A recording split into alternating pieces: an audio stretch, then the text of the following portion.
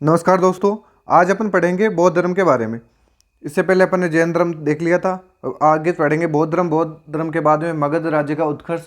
ऐसे करके पूरी हिस्ट्री अपन कवर करेंगे। तो अगर आप रेलवे में आरपीएफ, ग्रुप डी, एनटीपीसी या एसएससी में सीजीएल, सीपीओ, एमटीएस, सीएचएसएल किसी की भी तैयारी कर रहे हो, आप जीडी की तैयारी कर रहे हो, जिस भी एग्ज़ाम में अगर इंडियन हिस्ट्री आती है तो वो ये वीडियो आपके लिए इम्पोर्टेंट है। तो आप लास्ट तक ज़रूर देखना, मैं सारा बताऊंगा। देखो, पूरा ट्रिक से बताऊंगा। जो जो पॉइंट, जैसे बौद्ध धर्म के अनुयायी पूछे रहे कि बौद्ध धर्म के अनुयायी राजा कौन कौन से, तो मैं बताऊंगा आपको कि बापू का हक है बौद्ध धर्म पर। तो ऐसे ट्रिक से भी याद हो जाएंगे। जहाँ जहाँ उलझन है वहाँ वहाँ पे। तो अपन देखते हैं बिना किसी देरी के। तो एक बार मेरे कहने से आप, रिक्वेस्ट है मेरे, आप लास्ट तक ज़रूर देखना, पूरा एकदम क्लियर हो जाएगा टॉपिक। तो पॉइंट है बौद्ध धर्म। बौद्ध धर्म का संस्थापक किसे माना जाता है? गौतम बुद्ध को। बौद्ध धर्म का संस्थापक माना जाता है गौतम बुद्ध को। यह है संस्थापक। यह महात्मा बुद्ध एक ही नाम है और इन्हें एशिया का ज्योतिपुंज भी कहा जाता है। गौतम बुद्ध को एशिया का ज्योतिपुंज कहा जाता है। एशिया का ज्योतिपुंज कहा जाता है, यानी light of Asia. Light of Asia भी कहा जाता है। किसे कहा जाता है? गौतम बुद्ध को। अब बात करते हैं क्वेश्चन कहाँ से पूछे जाते हैं। क्वेश्चन देखो, एक तो ये भी पूछा जाता है ज्योतिपुंज वाला। क्वेश्चन है जन्म। महात्मा बुद्ध का जन्म कहाँ हुआ और कब हुआ? ये क्वेश्चन बहुत बार पूछा गया है।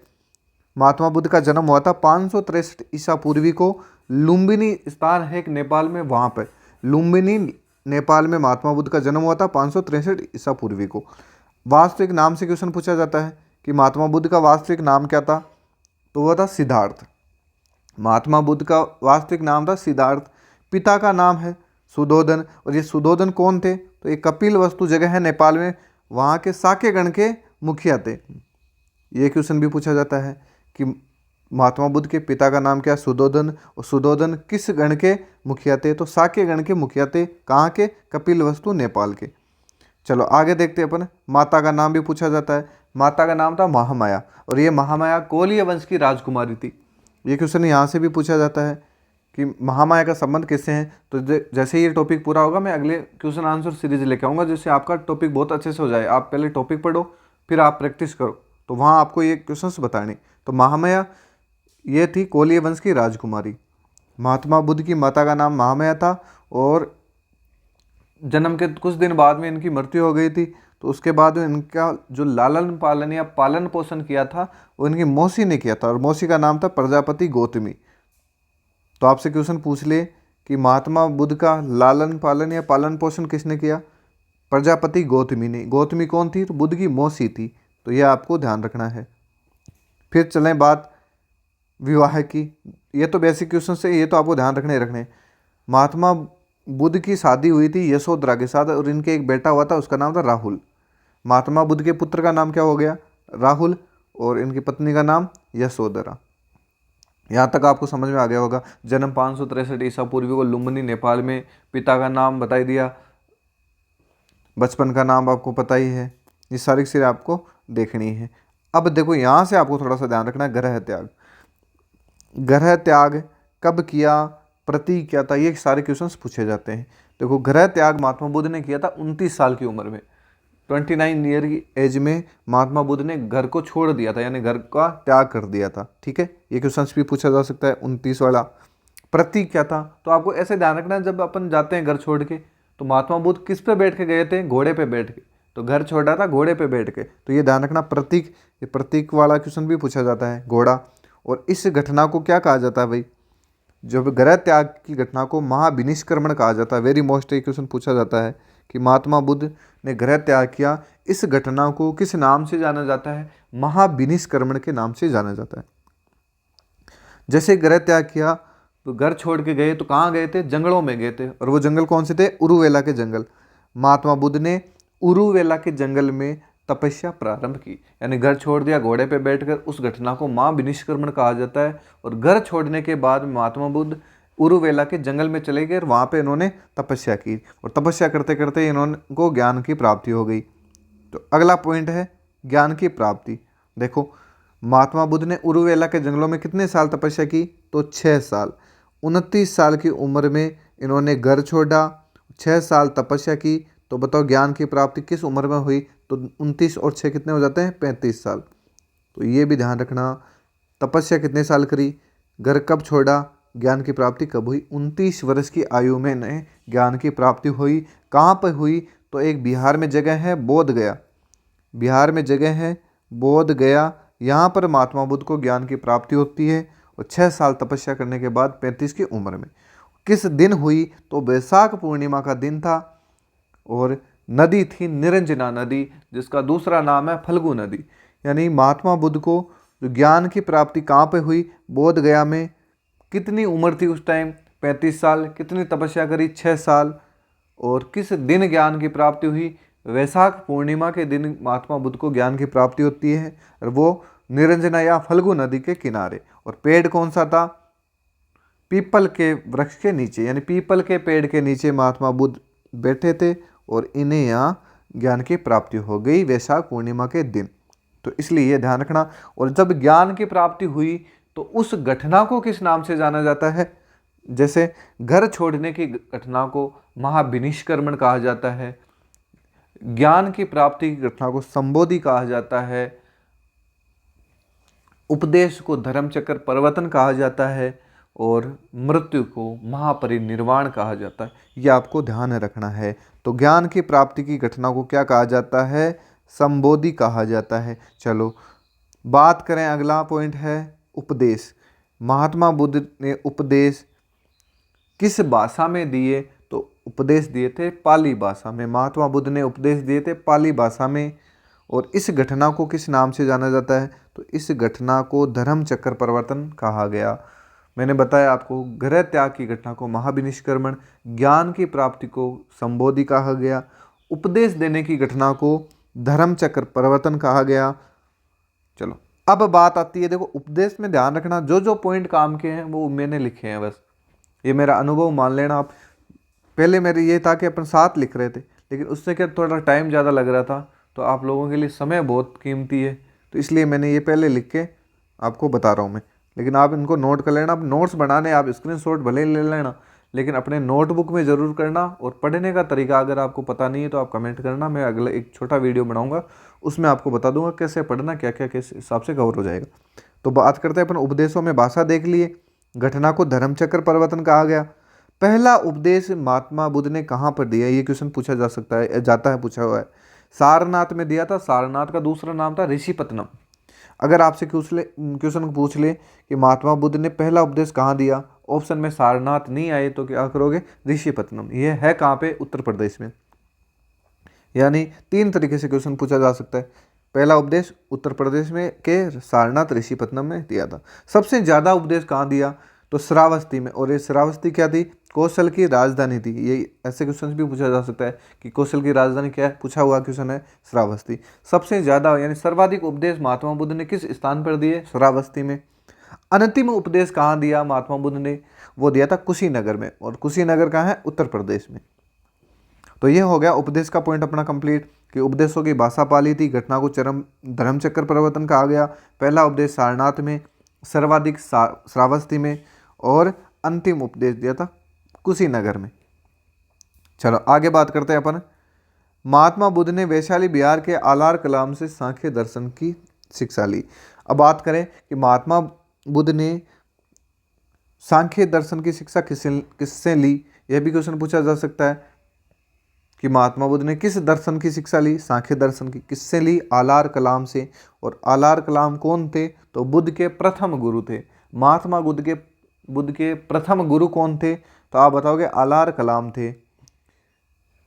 आगे बात करते हैं कि आलार कलाम के बाद बुद्ध ने किससे शिक्षा ली? वो थे राजगीर के रुद्रक रामपूत। देखो रुद्र की भी है, ऐसे भी दिया जाता है, उद्दक रामपूत भी इनको लिख दिया जाता है, उद्दक रामपूत। तो ध्यान रखना, आप तो रामपूत के हिसाब से थोड़ा सा पता कर लेना। आलार कलाम के बाद महात्मा बुद्ध ने शिक्षा किससे ली? तो वो हो जाएंगे रुद्रक रामपूत। कहाँ के थे ये थे राजगीर के, इनसे शिक्षा ली। तो महात्मा बुद्ध के दूसरे गुरु हो गए। पहले गुरु कौन थे भाई? पहले गुरु थे आलार कलाम। पहले गुरु थे आलार कलाम और दूसरे गुरु थे रामपूत। ये ध्यान रखना। दूसरे गुरु थे रामपूत। चलो गुरु की बात होगी। अब बात करते हैं अनुयायी की। बात करें अनुयायी की तो ये क्वेश्चन भी पूछा जा सकता है कि कौन कौन से राजा बौद्ध धर्म के अनुयायी थे। तो आपको 6 राजा ऐसे हैं जिनको ध्यान रखना है, जो एग्जाम में पूछे जा सकते हैं। तो कैसे ध्यान रखोगे? ट्रिक से कि बौद्ध धर्म पर बापू का हक है। बौद्ध धर्म पर बापू का हक है, ये आप 2 बार लिखोगे अपने जो रफ वर्क करोगे तो उसमें आपको अच्छे से याद हो जाएंगे। बी यानी बिंबिसार, ए यानी अशोक, पी यानी प्रसन्नजित, यू यानी उदयन, फिर है का मतलब हर्षवर्धन, के का मतलब कनिष्क। ये 6 लोग ऐसे हैं जो बौद्ध धर्म के अनुयायी थे। मैं वापस बता रहा हूँ, इसको ध्यान से देख लेना। बौद्ध धर्म पर बापू का हक है, ये पूरी लाइन आप अगर याद कर लोगे, बिंबिसार, अशोक, प्रसेनजित, उदयन, हर्षवर्धन और कनिष्क, तो ये आपको अच्छे से याद हो जाएगा।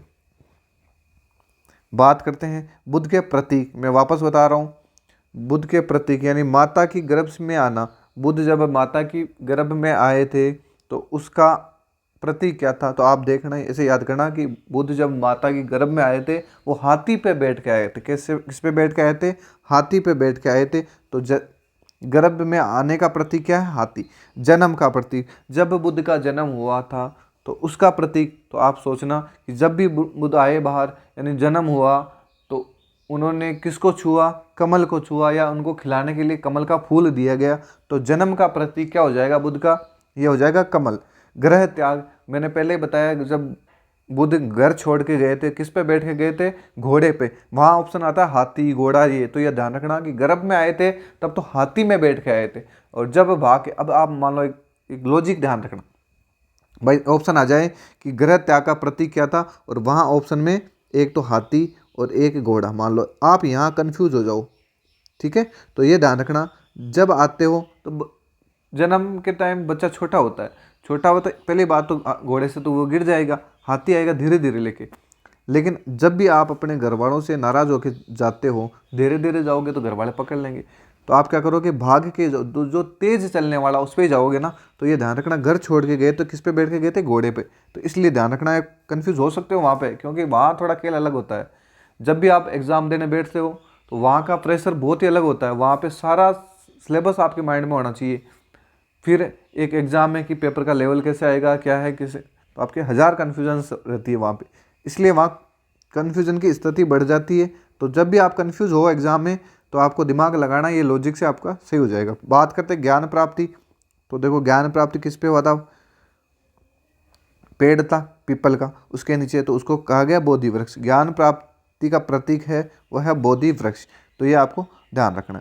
चलो आगे बात करते हैं अन्य महत्वपूर्ण बिंदु जो पूछे जा सकते हैं कि बुद्ध का सारथी कौन था? बुद्ध का सारथी था चना। बुद्ध का सारथी कौन था? चना। और बुद्ध का जो प्रिय घोड़ा था वो कौन था? कंथक। ऐसे ध्यान रखना, कंथक नाम के घोड़े पे बैठ के ही बुद्ध गए थे, बस इतना ध्यान रखना आप। तो प्रिय घोड़ा था वो था कंथक। शिष्य का नाम बता पूछे तो आनंद और उपाली, ये महात्मा बुद्ध के शिष्य थे। शिष्या पूछे यानी महिला अनुयायी, शिष्या पूछे तो ये हो जाएंगे आम्रपाली। शिष्या पूछे तो आम्रपाली, शिष्य पूछे तो आनंद और उपाली, ये आपको ध्यान रखना है। फिर बात करें, देखो आगे चलते हैं सुजाता। तो आपसे पूछ ले कि सुजाता कौन थी? तो महात्मा बुद्ध ने जैसे ही कठोर तपस्या की, उसके बाद में तपस्या पूरी होने के बाद सुजाता ने ही भोजन कराया था बुद्ध को। यानी महात्मा बुद्ध को तपस्या के बाद भोजन कराने वाली कौन थी? तो वो थी सुजाता। एक है चूंद, नाम ही चूंद है। देखो हमारे राजस्थान में जो एकदम पागल टाइप का इंसान होता है उसे चूंद कहा जाता है। हम उसको चूंद कहते हैं, जो भी एकदम जैसे सनकी बोल दो, सटका हुआ बोल दो, उसको हम चूंद कहते हैं। ये कौन था चूंद? ये पावापुरी का लोहार था, और इसने बुद्ध को भोजन कराया था। इसके बाद इनका भोजन खाने के बाद महात्मा बुद्ध की मृत्यु हो गई थी। यह ध्यान रखना कि महात्मा बुद्ध की मृत्यु किसके द्वारा अर्पित भोजन से हुई थी? तो वो चूंद के द्वारा। चूंद कौन था? ये पावापुरी का लोहार था। इसी ने ही तो महात्मा बुद्ध को भोजन खिलाया था, और भोजन खाते ही महात्मा बुद्ध की मृत्यु हो गई थी। ठीक है, एक चीज़ तो ये ध्यान रखना। और एक ये ध्यान रखना, गौतम बुद्ध द्वारा भिक्षुणी संघ की स्थापना कहाँ पर की गई थी? ये भी क्वेश्चन पूछ ले कि देखो महात्मा बुद्ध ने भिक्षुणी संघ की, महात्मा बुद्ध ने भिक्षुणी संघ की स्थापना कहाँ पर की? तो ये ध्यान रखना, बहुत ही अच्छा क्वेश्चन है, ये वैशाली में। महात्मा बुद्ध ने भिक्षुणी संघ की स्थापना, महात्मा बुद्ध ने भिक्षुणी संघ की स्थापना की थी, ये की थी वैशाली में। और किसने करी? तो देखो मैं यहाँ लिख देता हूँ गौतम बुद्ध। तो इंग्लिश शुद्ध नहीं लिखी है मैंने, GAUTM आएगा, लेकिन मैं यहाँ शॉर्ट में लिख दिया गौतम बुद्ध, इसने करी थी। चलो आगे चलते हैं।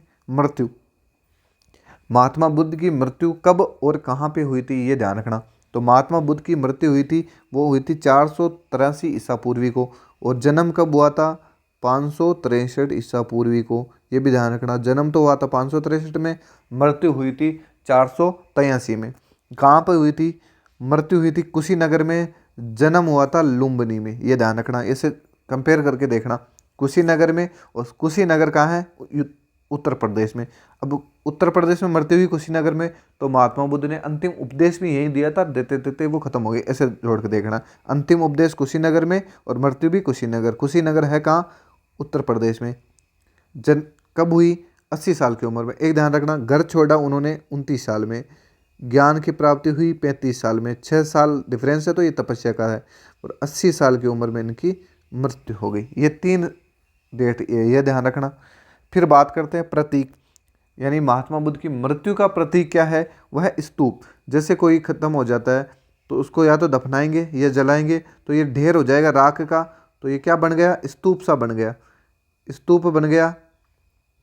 तो ये मृत्यु का जो प्रतीक हो जाएगा स्तूप। और इस मृत्यु की घटना को क्या कहा जाता है? महापरिनिर्वाण, यानी शरीर को त्याग देना, यानी निर्वाण हो गया। तो ये ध्यान रखना, ये घटनाएं ये भी पूछी जाती है कि जन्म की घटना क्या है, गृह त्याग की घटना क्या है। तो मृत्यु की घटना को महापरिनिर्वाण कहा गया। बात करें गौतम बुद्ध का अंतिम जन्म किसके रूप में हुआ था? तो गौतम बुद्ध का अंतिम जन्म हुआ था वो शाक्य मुनि के रूप में हुआ था। किसके रूप में? शाक्य मुनि के रूप में हुआ था। अब बात करें सर्वाधिक बुद्ध की मूर्तियां किस शैली में मिलती है? तो ये मिलती है गंधार शैली में। और इसका उदय किसके समय हुआ था गंधार शैली का? कनिष्क प्रथम के समय। और इसका संरक्षक कौन था? गंधार शैली का जो संरक्षक था वो था सम्राट अशोक। और उदय किसके समय हुआ था इस शैली का? कनिष्क के समय में। और ये यूनानी रियस का मिश्रण है, तो ये ज़्यादा काम का नहीं है यहाँ पे। तो यहाँ पे केवल इतना ही है कि बुद्ध की सर्वाधिक मूर्तियाँ किस शैली में प्राप्त होती है? वो गंधार शैली में। और गंधार शैली का जो उदय हुआ था वो किसके समय हुआ था? कनिष्क प्रथम के समय। और संरक्षक कौन था? सम्राट अशोक था। अब बात करते हैं बौद्ध संगीतियों का। सबसे ज़्यादा इंपॉर्टेंट और कंफ्यूज करने वाला पॉइंट यही है, बौद्ध सभाएं। और बिल्कुल अच्छे से याद हो जाएगा आपको कितनी बौद्ध सभाएं या संगीतियाँ हुई थी। 4 बौद्ध संगीतियाँ हुई थी। कब कब हुई थी ये मैं आपको बताऊंगा। कब कब हुई थी तो ये मैं आपको बताऊंगा, आराम से याद हो जाएंगे, चिंता नहीं करनी, इसको बिल्कुल से समझ में आ जाएगा ये। तो देखो इसमें 3 पॉइंट देखने हैं। एक तो आयोजन स्थल, अध्यक्ष कौन था, और शासनकाल किसका था। यानी पहली बौद्ध संगीति हुई तो उसमें कौन था, दूसरे में कौन था, ऐसे। तो आयोजन से भी क्वेश्चंस पूछे जाते हैं, अध्यक्ष से पूछे जाते हैं, शासनकाल से पूछे जाते हैं।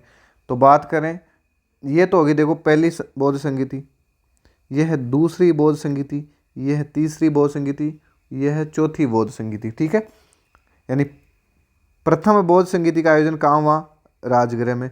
दूसरी का वैशाली में। तीसरी का पाटलिपुत्र में। ये तीनों के तीनों कहाँ है? तीनों बिहार में है। चौथी का हुआ था कुंडलवन कश्मीर में।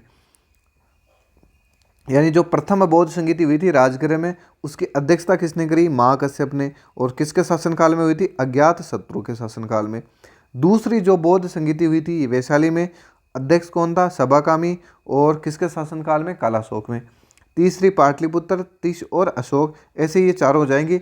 और चौथी जो बौद्ध संगीति हुई थी कनिष्क के टाइम पे, उस समय बौद्ध धर्म 2 भागों में बट गया। ये क्वेश्चन काफ़ी बार पूछा गया है कि बौद्ध धर्म का विभाजन किसके समय हुआ था?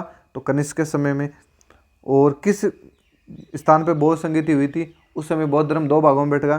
तो वो कुंडलवन कश्मीर। ये ध्यान रखना। अब ट्रिक से कैसे याद रखोगे? देखो आपको इतना सा काम करना, कुछ ही नहीं, आपको ये 4 पॉइंट लिखना है।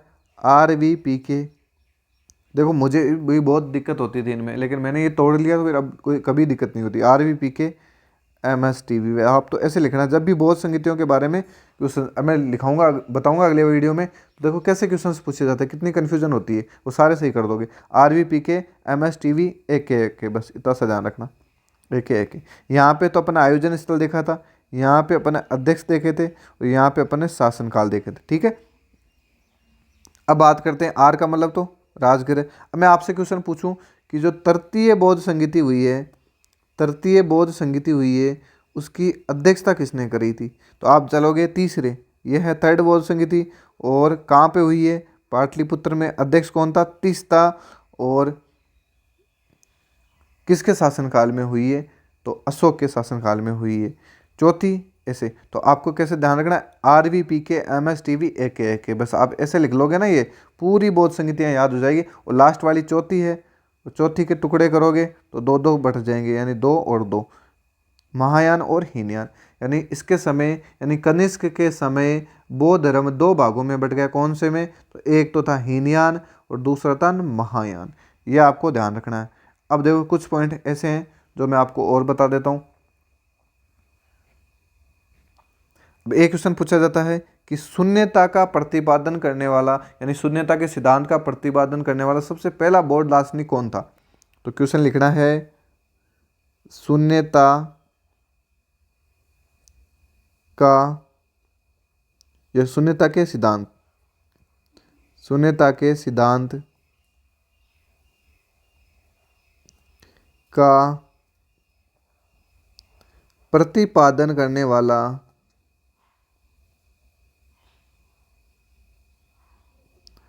पहला बौद्ध दार्शनिक, पहला बौद्ध दार्शनिक,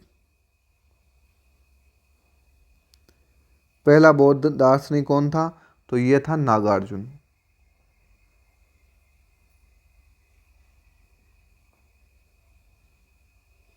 ये था नागार्जुन, ये ध्यान रखना। फिर बात करें प्रथम शताब्दी में बौद्ध भिक्षु को चीन भेजा था, इसको प्रथम शताब्दी में, इसको प्रथम शताब्दी में, नागार्जुन को प्रथम शताब्दी में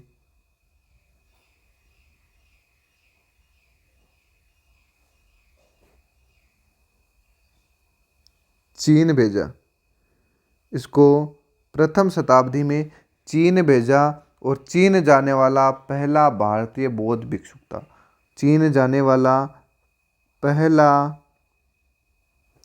भारतीय बौद्ध भिक्षुक था।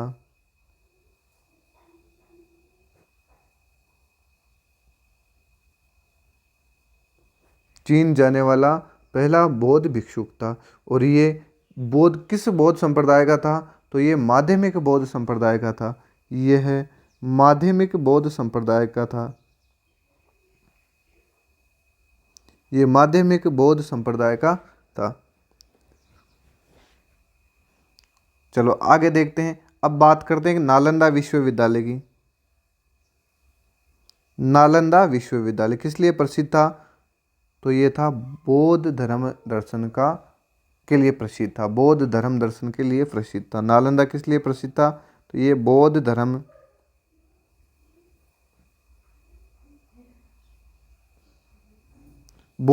दर्शन के लिए प्रसिद्ध था, तो ये आपको ध्यान रखना। अब एक चीज़ मैं बता दूं, देखो अपन ये नहीं देखी, हाँ ये जो महात्मा बुद्ध का महापरिनिर्वाण हुआ था, ये किस राज्य में हुआ था, किसके राज्यों में हुआ था, तो ये मल्लों के राज्य में हुआ था। यानी कुशीनगर पे किसका राज था, तो मल्लों के राज्यों में।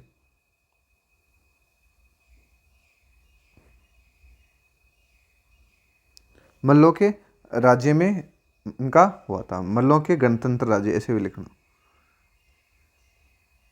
मल्लों के गणतंत्र राज्य में इनका महापरिनिर्वाण हुआ। तो ये हो गया बौद्ध धर्म से पूरा कंप्लीट करवा दिया मैंने। और आगे पढ़ेंगे अपन, पहले तो इसकी प्रैक्टिस करेंगे जितने भी क्वेश्चन आए हुए हैं, और उसके बाद में अपन मगध राज्य पढ़ेंगे, फिर धीरे धीरे मुगल काल सारा पढ़ लेंगे। पूरी इंडियन हिस्ट्री में इतना गजब करा दूंगा आपको, एक भी क्वेश्चन बाहर नहीं जाएगा, देखना आप। तो मिलते हैं अगले वीडियो में। अगर वीडियो अच्छा लगा है तो आप कमेंट करना और वीडियो को लाइक ज़रूर करना, जिससे मेरे को मोटिवेशन मिले और मैं फिर कंटिन्यू करूँ।